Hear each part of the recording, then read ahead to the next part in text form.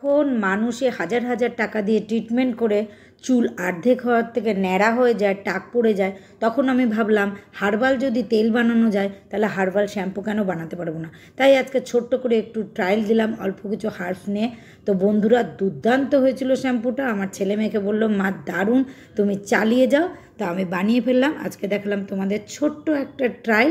কিন্তু আগামী দিনে এটাকে আরও সুন্দর করে আরও বেশি বেশি হার্বস দিয়ে আমি কিন্তু এই শ্যাম্পুটা বানাবো।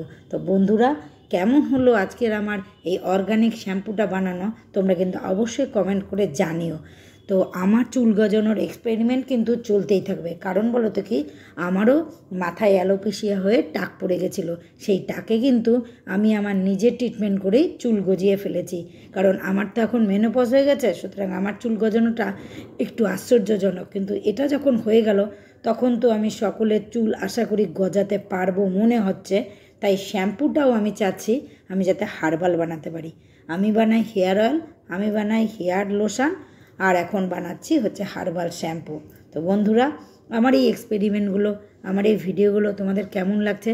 যদি ভালো লাগে তাহলে অবশ্যই ভালোবেসে আমার সঙ্গে কিন্তু থাকতে হবে।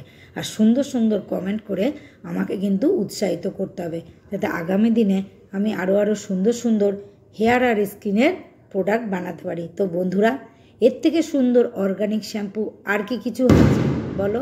এটাতে কিন্তু চুল যেরকম সফট নরম সিল্কি হবে, সেরকম কিন্তু চুলের কিন্তু গ্রোথও আসবে এবং চুল কিন্তু লং অ্যান্ড স্ট্রং হবে।